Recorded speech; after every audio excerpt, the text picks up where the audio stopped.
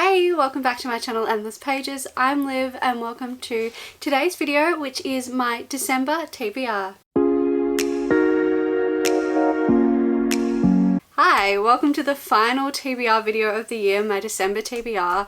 I'm still in denial that it's December. I feel like people are just like messing with me. It's a prank, it's not actually December, but I'll make a TBR video anyway. No, welcome to my December TBR. I have a few books here that I really want to read in December. I'm hoping it's going to be one of my best reading months because yeah, I'm just really in a reading mood at the moment, and I finish up work on the 19th of December.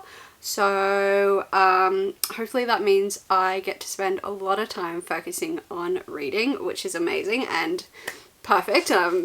Like at a breaking point, I need that break. So I'm very excited to focus my whole month on reading. So here's what I want to read in December. Okay, let's just get this one out the way. The third and final book in the Mistborn trilogy, The Hero of Ages by Brandon Sanderson. I have talked about this book, I feel like, in the last 10 TBR videos.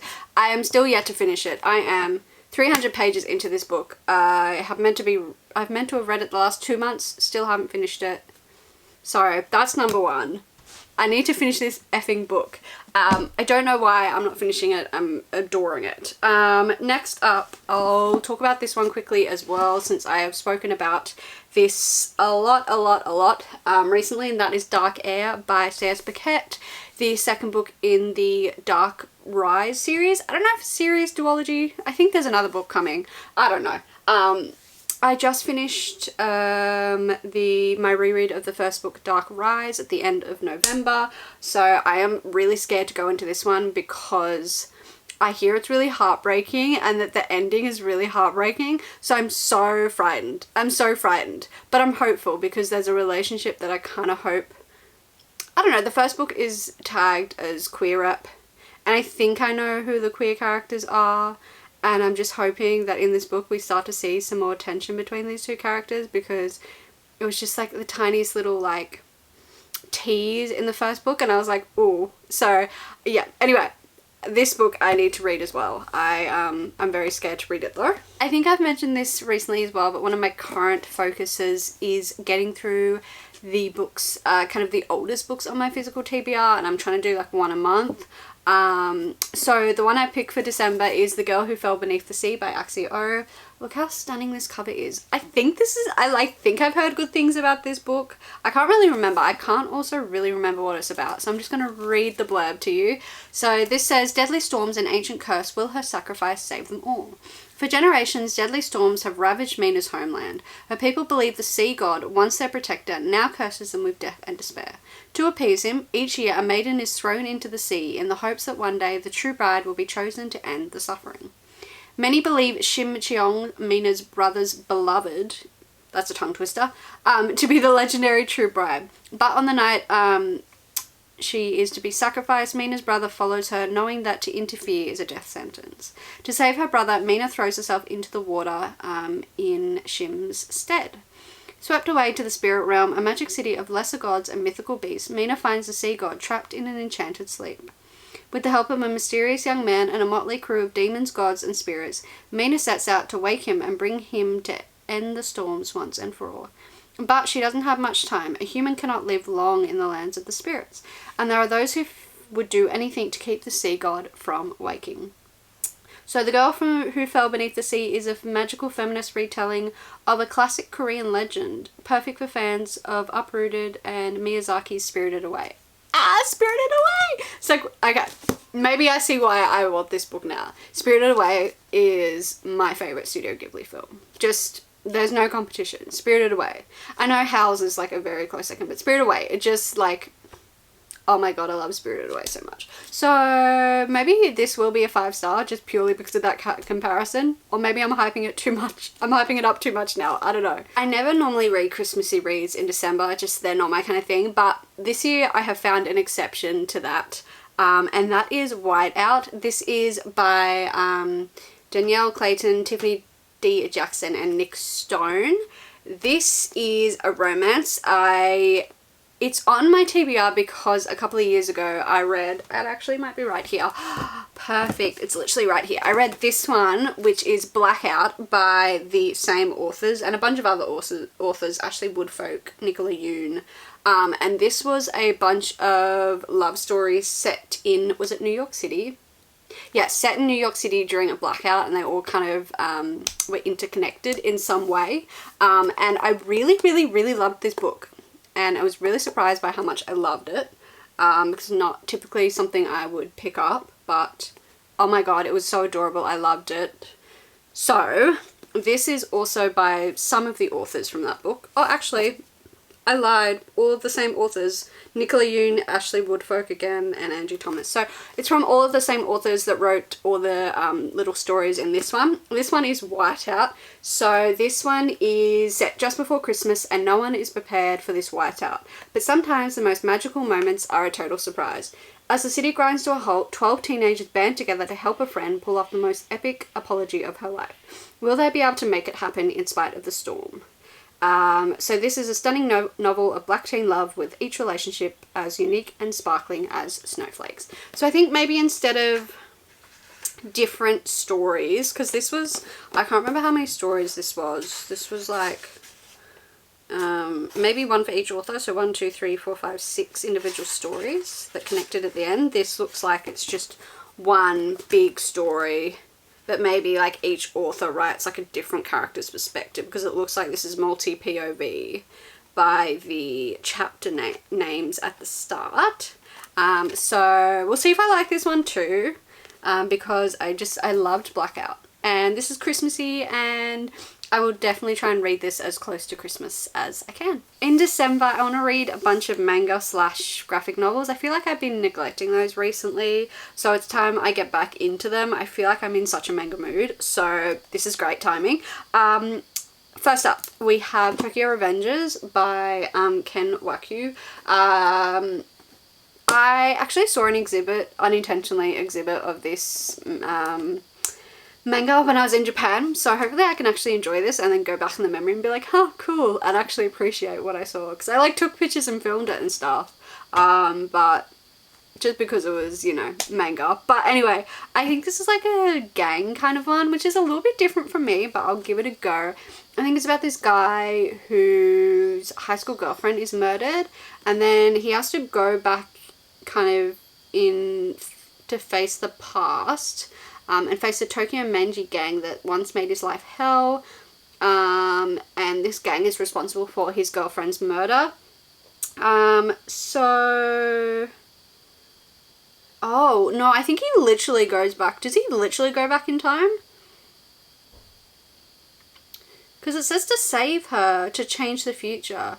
So does he literally time travel? I'm confused. If someone's read this, tell me. So to save her and change the future, he must rise to the top of Kanto's most sinister delinquent gang. But things aren't so simple when he befriends the gang's leader, Mikey. What turned Mikey from a petulant child to the leader of the most infamous gang in Tokyo? So he literally time travels? I'm confused now. I don't know. I'm gonna read this, see what I think of it. If anyone's read this and can explain it to me, please. I think I might need a little help with this one. The next manga series I want to focus on is the beloved JJ Kaisen. I have been meaning to continue on with this last month and just ran out of time. So I want to read, these are backwards, volume 7, volume 8, and volume 9. I'm having the best time reading this series. It's basically about this high school kid that kind of gets wrapped up in this world he knew nothing about. He was kind of in his high school's like occult club. They come across an object. It's a curse. He eats it. And then he just gets kind of imbued with the power of this curse. And it's about this school that teaches fighters to fight these curses. That's a very bad description of it. But yeah, I'm really enjoying following our main character. I feel like in the last couple of mangas, he's really evolved and like become a bit more badass, because you have all these really badass characters, and our main character, I feel like, well, he's crazy strong, but like purely that's because he's got a curse in him. But now I feel like he's starting to like come into that power a little bit more, and like he's starting to train, and I'm really enjoying his character arc. So I can't wait to jump back into this because I love it so much, and I can finally watch the anime soon, hopefully. I don't know how far through they got, but hopefully I can start watching the anime too soon because I am seeing so many amazing TikTok edits. Next is this graphic novel. This is Dr. Aphra. This is a Star Wars one. I was a little bit confused when I was trying to reserve this from the library because I was getting different names for the first book. So I think this is like the original series, and then I think it got like a reboot in like 2020 or something. Please, if you're a Star Wars fan and know, let me know. But I think this is the first one. This is Aphra. So this follows her time in the clutches of Darth Vader. Dr. Aphra has barely escaped with her life. If the Dark Lord of the Sith ever learns of her survival, he'll hunt her down to the ends of the galaxy.